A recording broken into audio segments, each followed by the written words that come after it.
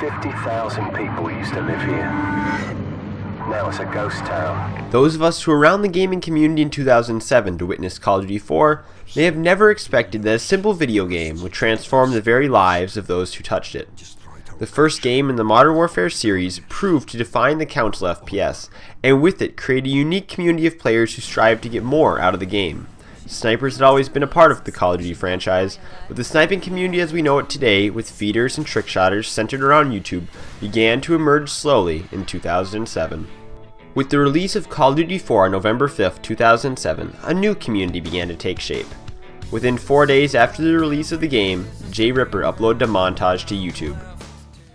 Exactly 2 weeks later, a player named Dre released another montage, this one arguably better than the one released by J Ripper. Over a month later, Machinima uploaded a sniping montage, HQ Fighter, and today the montage has over 6 million views, proving to be the most successful montage released in 2007. But all the while, the montages seen early after the game's release proved to be nothing compared to what would happen next.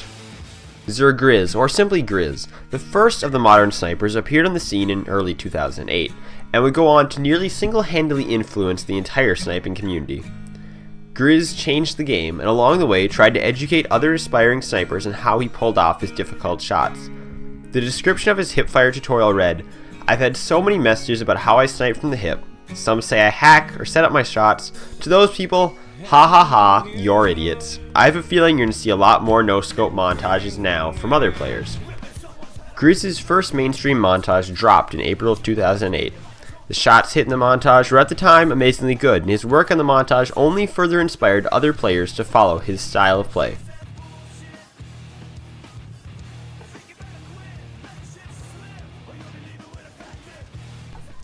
Jambi, who would one day later join Obey, was one of these people. He released a montage a year later in April of 2009.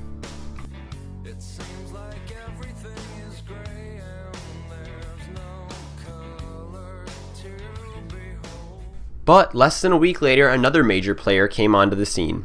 iReaps released a montage that set new standards that many people would not catch up to for years. Even more amazingly, the entire montage was filmed and edited in just under 2 weeks.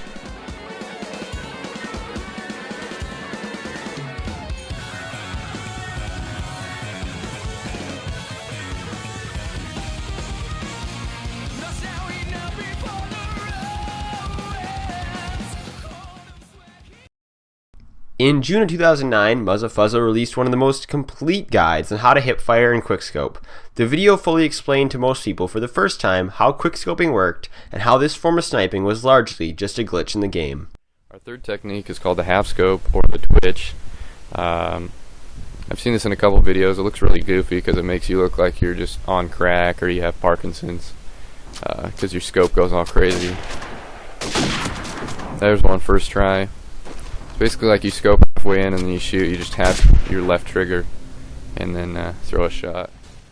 In the early days of sniping, there were very few organized teams, and up until this point, most players had made montages and other videos only for fun. M40A3 was one of these early teams, and Predator proved to be one of the best players on the scene when he was a part of the team. His montage with Alien VX featured Alien vs Predator themed editing, and was one of the best edits at the time.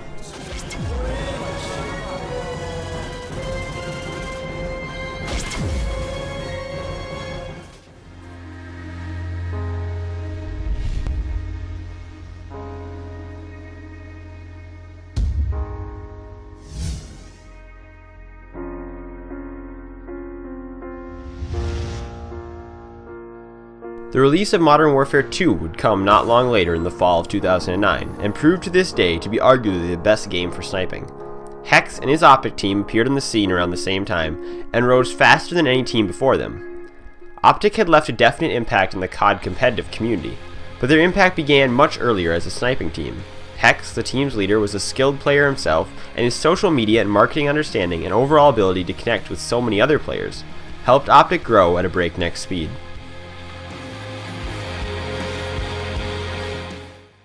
Hex also helped the community as a whole when he created the Optic Top 5 on a regular basis for Machinima.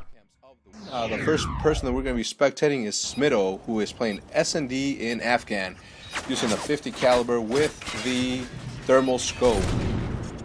Right there you got a nice quick reaction, no scope, halfway across the map.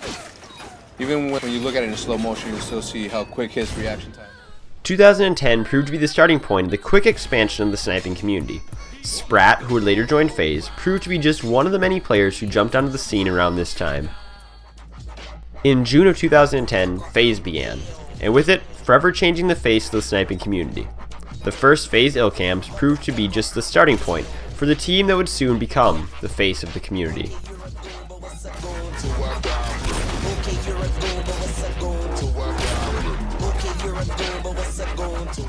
How's it going, guys? It's Diesel here. Wanted to say thank you for the 100,000 subs. I can't believe we're already here. But before FaZe's rise, Optic hit the first significant milestone amongst any team in the community. Optic reached 100,000 subscribers just 2 weeks after FaZe had started, proving they had become the premier team that every sniper dreamed to join. Hey guys, this is Predator. Thank you for 100,000 subscribers. That's crazy. And yes, Nerve, I am really 5'3". What up, Optic Nation? Big Optic Hex here. I just want to say thank you for finally helping us reach 100,000 subscribers. It was a long journey, but it was definitely worth it. And we're only getting started. Our videos are only going to get better. So please be sure to keep on checking them out. Until next time, this has been Optic Hex. I'm out. Peace! Along the way, Optic's key players, such as Midnight, reached milestones of their own. I wanted to make this video to announce that I just hit 10,000 subscribers. Oh my god, that's so many freaking people. I can't even believe that that many people want to freaking watch my video.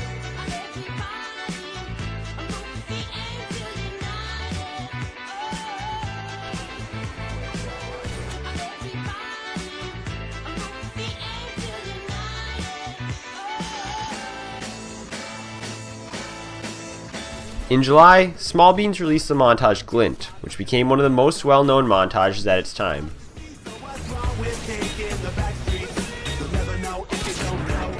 Then, Darth uploaded their first clip on August 1st of 2010, proving to be the start towards the creation of the competition between teams for viewership, as we have today. Nearly a year after Predator's original montage, she released another, this time with Optic. The montage, titled Predators and edited by Fusion, was groundbreaking. It was undeniably the best edited montage to date, and the clips featured in the montage further confirmed that Predator was among one of the best players of the classic era.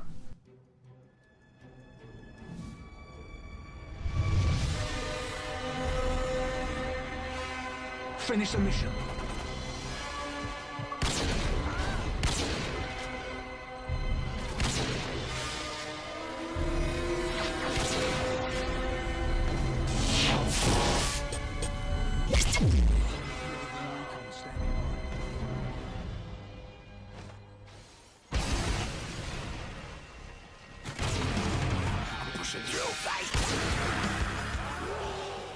Grizz had another amazing hit with his Matrix-themed montage, which also included editing that was years ahead of the majority of the community.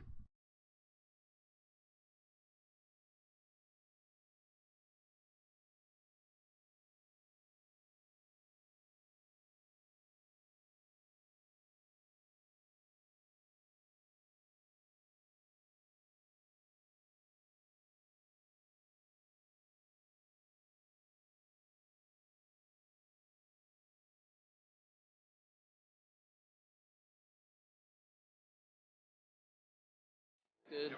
Yeah, you're good.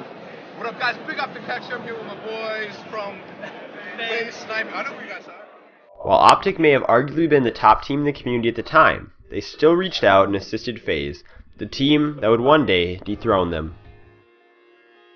Optic Jewel followed in the footsteps of Optic Midnight, proving sniping was for girls as well as boys.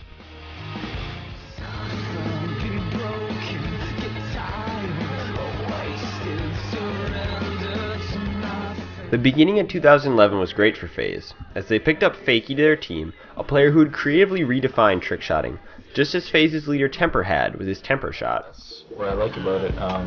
It's hard, it's challenging, and it also looks sick. In February of 2011, Synergy started, proving to be unique as they were one of the first teams to roster players who played on PlayStation, whereas most other teams worked exclusively on Xbox. The very next day, DARE sniping began. Over time, DARE would prove to be one of the most successful teams, who in the opinions of many, never received enough of the respect of the common viewer as FaZe had. A month later, SoaR began. Out of all the teams to start in 2011, SoaR would prove to be the hottest. Ran by SoaR Max, the team continued to innovate the trick-shotting game. Oh my god!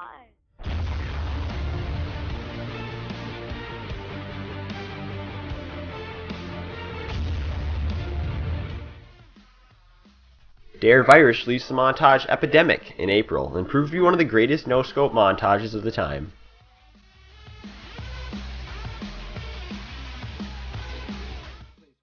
Sprat, who would later go on to join FaZe, released a montage titled Example a month later. It proved to be some of the best clips hit on Black Ops 1 at the time. Black Ops 1 was often ignored by many snipers at release, for the game had slow scope in times and had underpowered sniper rifles.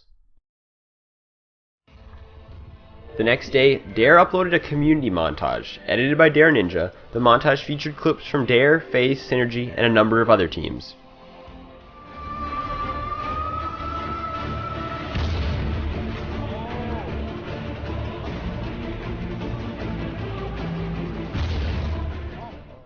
Whether DARE knew it or not at the time, the team acquired a player who would later go on to be one of the most popular in the game. Rain joined DARE in May of 2011, and proved to be just the starting point of his successful career. Psycho also began in 2011, further adding to the long list of innovative teams who opened their doors in 2011. In our obscurity, in all this vastness, there is no hint that help will come from elsewhere to save us from ourselves. Darth, one of the earliest teams, reached what many considered to be the height of the sniping community in July. Darth released a 3-part montage titled Significance, to the tune of hundreds of thousands of views in each part. Many considered Significance to be one of the greatest montage series ever released, and the product of the greatest era for Darth.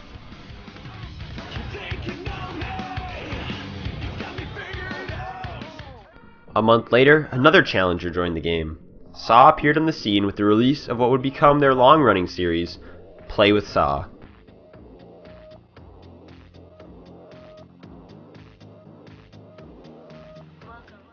The man who became the poster child for feeding joined Optic in 2011.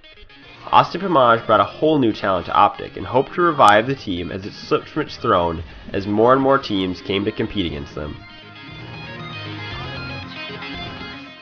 In FaZe's KILLCAMS episode 35, FaZe Prizzy hit the first popularly known 720 off the crane on high rise on MW2.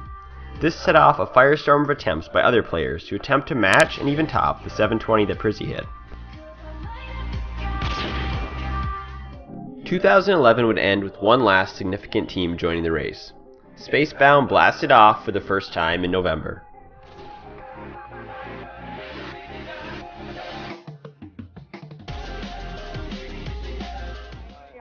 2012 kicked off with an amazing shot by Twist, and a montage by FaZe Agony that tossed back to COD 4 in an era where many players were spending their time on MW2 or even MW3.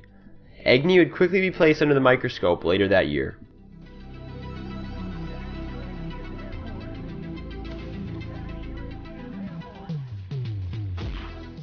The heat would come when Agony released another montage with Wartech and MW3 just a couple weeks after their montage on Call of Duty 4.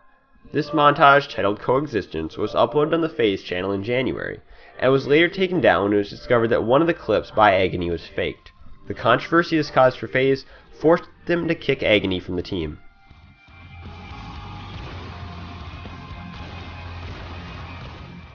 Yes, we did get kicked out of FaZe, so that's not a rumor. And no hate on FaZe or anything. Coexistence was the duel that I was doing with Wartech. It was finished, uploaded on FaZe, some pretty insane ratings, and they spotted a single collab that was edited to look like a triple. And after they saw that, they guessed that there were more, but there wasn't. There's just the one. If you saw it, it was on interchange. Like, it's pretty easy to tell, like, and the explanation why I did that, why we did that. Devin, like, I didn't have many insane clips. I just had basic quad feeds. I didn't play a lot, and I just wanted to see myself with one good clip. And the main reason, like, I thought I hit a triple that game like months ago, and I saved that clip to see what I could do with it because it should have been a triple, but like I was stupid and I just edited it and I was like, oh, it looked cool, looked like a triple. Left it on my desktop for 2 months as an ABI. The dual footage came around, basically done. I'm like, I want a clip in there, or a good one, and of course I threw that in, which was probably my biggest mistake I've ever done. Like, I've been accused before, but that has to be my biggest mistake right there. Just as Darth had with significance, many believe FaZe hit their height in February of 2012 when they released episode 38 of KILLCAMS. It's considered by many fans to be the greatest KILLCAMS episode of all time. I am literally in the air right now, wrapping up a store. This first class, I am so new at this. Used to ride a metro, let us hit this retro. Like the infrareds on my feet, baby, let's go. Say not sure what they know me by, not sure what they call me. Gotta catch a flight, but the fans wanna stall me. Life of a dawn, change just glowing. Always in the lab with the fresh kicks on. I'm at the MGM, rockin' MCM. Bobby Sacks on my arm, it's only 10 p.m. Got a rat pack with me going ham at the hotel. Name brand, everything, fuck a wholesale.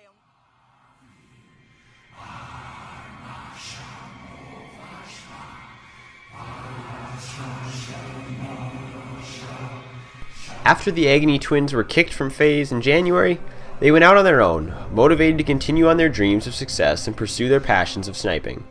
In March, Agony launched Obey, a new team they had created who would rise to challenge FaZe in popularity, just as SoaR and countless other teams had. Oh my god! Oh my god! What? Days later, SoaR Shatters hit a double barrel roll, further raising standards for those who followed. The greatest feeder in the game, Pomage, departed Optic in March, further showing the decline of Optic's once very respected sniping team. Pomage made the decision to join FaZe, and ultimately, both him and FaZe would continue to rise in popularity throughout the rest of the year.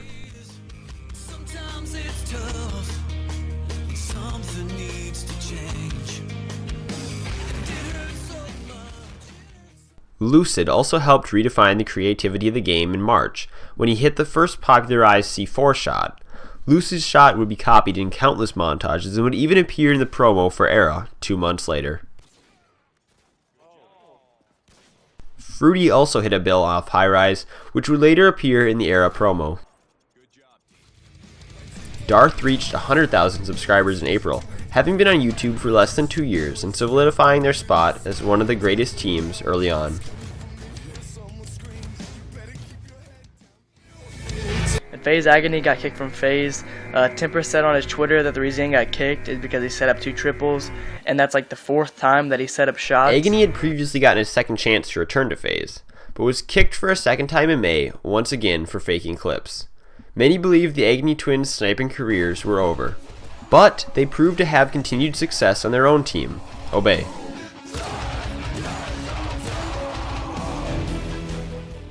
In May, the Era Uprising promo would drop, featuring some of the most amazing clips hit throughout 2012.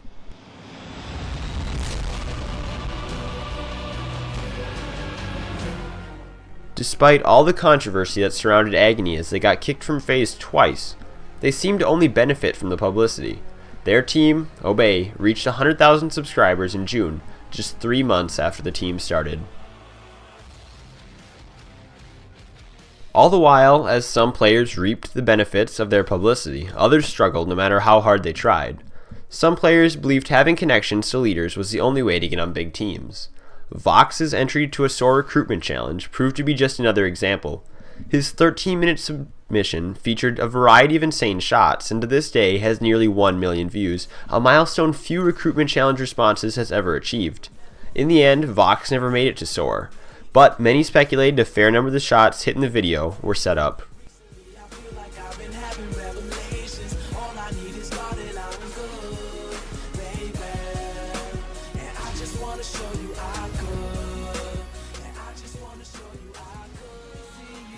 In June, the competitive team Envious created their own sniping team.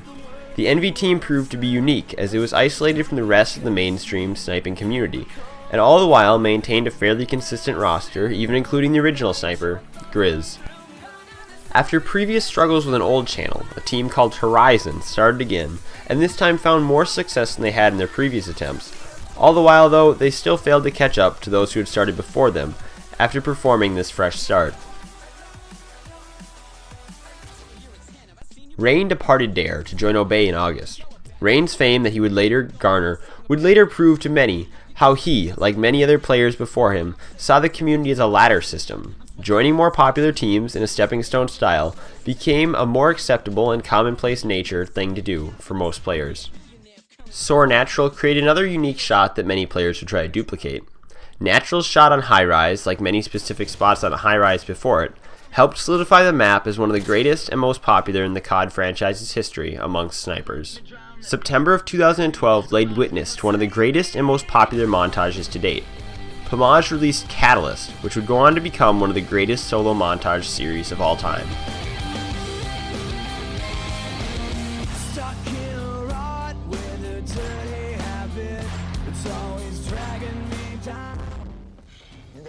All the while, FaZe continued to rise as Optic slid out of the sniping community, but the friendship between Temper and Hex continued to exist. They even both appeared in Machinima Show, The Controller, which paired a military veteran with a pro gamer. Additionally, both of them were invited to a special event for Medal of Honor Warfighter. Lucky 7 appeared on the scene in 2012 as well, proving to be one of the last significant trick-shotting teams to start in a year that was filled with great new teams. Dare Sniping came to an end in October of 2012, when they released their last official video for the channel. Though the team continued uploading the Dare Sniping channel here and there, by November they had switched over to their new channel that they still use today, Dare Rising. FaZe would end the year strong, reaching 1 million subscribers, a feat that to this day has only been accomplished by one other team, Optic. All the while, OBJ and the other FaZe members were hitting insane shots, but were still welcoming the next generation of the team on board. Rain's introducing to FaZe went up just days after the 1 million montage was uploaded. Just that eardrum pleasure, lyrical hidden treasure, little something extra, better blow 'em the next. As teams like FaZe, Obey, and SoaR consumed the vast number of fans on YouTube, various other teams remained underrated and thus failed to earn their deserved respect. Riot Style was just one of these teams. 2013 began well for the majority of the sniping community. Both Psycho and Era put up montages on the same day in celebration of hitting 100,000 subscribers on YouTube. But the momentum for Era did not last. In March, the Era Uprising channel was hacked. We're moving channels due to hacking issues. Go sub to the new channel. It's going to be in the description. Expect big things like always. Unfortunately, the hacker won't let us keep the channel unless he is a leader. And we say fuck that. They instead started their new channel, Era Eternity, in March. While some teams, like Synergy, continued to reach subscriber milestones in 2013, other teams were not as satisfied with their progress, like Darth. You know, we've been around for a very long time, and also I feel like there's not been any other team that has brought along as much change as we have, and also has been as consistent as we have as long. Now, not many teams, but for us personally, it was very difficult to watch other teams that we felt weren't as good as us or inferior to us pass us up in subscribers or viewers. And I think most people know that subscribers and viewers don't equal, a better team. But for us personally, it was very difficult. What is up, guys? This is FaZe Seabass, and I am here today with a huge announcement, something that has been very highly requested from us, the FaZe Recruitment Challenge. Many snipers were enjoying Black Ops 2, despite the early patches in the snipers, so when FaZe had a big announcement to make, most players listened in. FaZe started the FaZe 5 Challenge in March of 2013, in hopes of recruiting 5 players to FaZe. The popularity of the challenge led nearly one player in seemingly every couple lobbies to pursue the challenge. 6 months after the start of Dare Rising, the channel had reached 100,000 subscribers on YouTube, proving Dare was still a significant team that deserved the respect of the rest of the community. In May, Pomage tried to use his popularity and influence to start something new in the sniping community. E-sniping, similar to regular MLG play but with snipers, was common across the pond in Europe, and Pomage attempted to bring the competition to North America. but Pamage's efforts proved to be unsuccessful. On the other side, you are going to have the guys of Wolfpack, Kurzu, Nair, Negrito, Bandito, as well as Zolik. So, hardpoint here is going to be a little bit different with snipers, something that I'm not used to seeing at the very least, because usually snipers are going to be holding down the hill with an SMG or a shotgun per se, and that is not going to be the case here. It's all sniping gameplay, which is going to be quite interesting. What's going on, Empire? It's Jev, and this is my introduction to Darth, presented by Darth MJ, and I hope you guys enjoy. Darth's luck may have changed in June, when they picked up a player who would go on a rise over the next 2 years. Jev joined Darth, and would soon take up a unique seat in the community. While having been around since the end of 2011, Spacebound had not yet reached their much-coveted 100,000 subscriber milestone until 2013. Nonetheless, Sway's team still had a successful future ahead of them.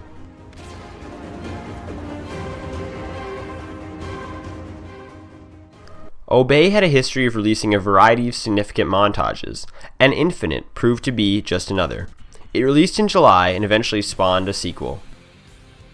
Darth had reinvented themselves earlier in the year, and it proved to be successful as they reached 200,000 subscribers in August and released their 3-part Resurgency montage, which featured some of the most insane editing to date.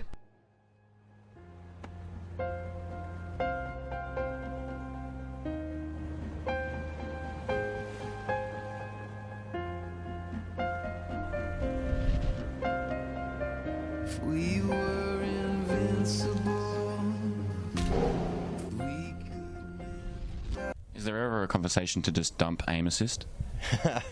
There's always conversations like that, you know, and I don't know if you, like, one of the things we've done is we've quickscoping is not in the game, and that's a conscious choice. It's something that we've removed, and I think that will make a lot of people happy.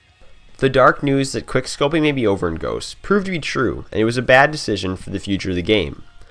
While ultimately quickscoping would appear in Ghosts, it led to the popularity among only a small group of players who enjoyed sniping on the game, but for the most part, Ghost proved to be one of the least popular COD games to date. Lucky 7 still dreamed of catching up to the other bigger teams and gaining the exposure they always wanted, as they reached 50,000 subscribers on YouTube in September.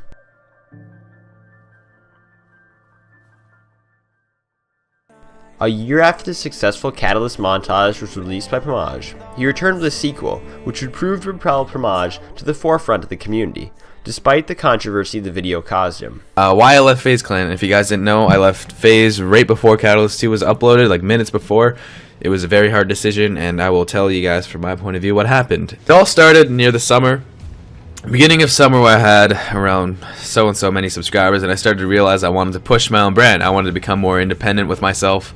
I wanted to start making my own decisions. I wanted to represent myself more and more, just for myself, just Pamage, not exactly FaZe or FaZe Pamage.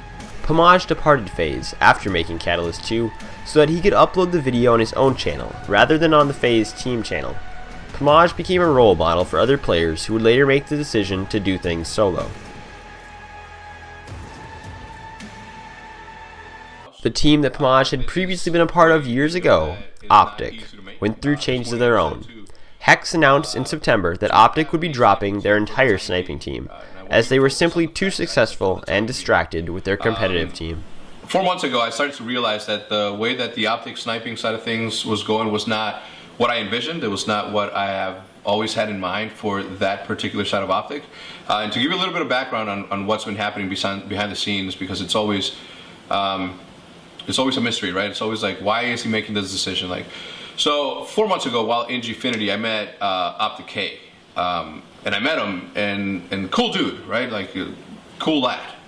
I met him, talked to him a little bit, and as I was talking to him, I felt as though he was a stranger, right? Like, I've never really taken the time, or I've never really had the opportunity to talk to my teammates a certain way. Optic's always prided, you know, we've always prided ourselves in the fact that we are a very close-knit family, right? Like, it's something that you guys have always said about Optic. It's like a family first, bullshit comes second. And while talking to him, I didn't feel this way. While talking to him, I didn't feel that, and I kept on thinking to myself, like, what's happening? Why am I this distant from one of my teammates? So as soon as I got back, I started talking to Paul, and I started to tell him, you know, certain things that we needed to do as a team to start to move in the right direction, to start to move in the direction that I've always envisioned the Optic sniping team to be. You know, making montages, it's all fine, it's all well, but it shouldn't be what we, like in my eyes, it should have never been what we based our entire, you know, sniping on, right? The year would end just the way it began, with a variety of teams reaching milestones. SoaR hit 100,000 subscribers, and Error reached 100,000 on their new channel. But no team stood as high as FaZe. As the sniping community watched, FaZe reached 2 million subscribers before the end of the year. A day after Christmas, it was announced M40A3 would make a return, the classic team that Predator had been a part of prior to joining Optic, but the comeback proved to find little success. Thank you guys for sticking around to watch the entire first part of the Evolution of Sniping documentary. Part 2 is also out right now, and there's going to be a link down in the description or the annotation on the screen to get over to Part 2. Now, I have a couple more things I want to talk about, but I'll also be talking about them at the end of Part 2 if you guys just want to hop over to Part 2 and continue watching in the meantime, then just check it out at the end of that. But here's the couple other things I want to talk about. First of all, my Twitter's on the screen. If you guys want to hit me up with a follow over there, along with the FaZe movie and the Tensor movie, our annotations are on the screen, but obviously you probably don't want to cut into doing that when you're like halfway through the Evolution of Sniping, but maybe when you're done with that, you want to watch that too, who knows. Anyways, the Jev documentary, I know I talked a little bit about this in the past. I want to do one on Jev. Jev's almost at 1 million subscribers, and I want to see if we can somehow get Jev's attention and work something out with Jev, because obviously when I did one with Tensor, I actually had to work with Tensor on it. It was 100% accurate. Obviously we weren't going to mess up Tensor's story when Tensor was there watching the draft and looking at the draft and saying, you know, this part's inaccurate, this is factually inaccurate, you know, change this, change that, here's what actually happened. And when I could have Tensor help me with that, supply me with the information to make sure it was 100% accurate, it ended up working out a lot better. So if we get in touch with Jev, maybe make one for Jev, it doesn't matter if he even uploads on his channel or not, but if we could just have the opportunity to speak to Jev and make sure it's accurate, that'd be awesome. So I have a tweet down in the description where you guys can actually just click on the link to the tweet. It'll automatically tweet it from there. You might have to log into your Twitter or whatever, but the tweet's already completely written, so you can just tweet that at me and at Jev. And if Jev, you know, sees a whole bunch of these, maybe we can work something out with Jev to be able to do something like this. But if I just see a bunch of these tweets, and even if Jev doesn't get back to us, and I see a whole lot of people support the idea of doing one on Jev, then we'll probably just go ahead and do one on Jev regardless, no matter what. So if you guys do want to see that, this would be a great opportunity to try and spread the word on that. Hit that tweet down in the description, smack that thing out there, and let's see if, you know, we can get the attention of Jev and be able to pull it off with working with him. But like I said, otherwise, if I see that a lot of people want to see it, I'll probably go ahead and make that one next anyways. So hop on over to Part 2, and I will see you guys at the end of Part 2.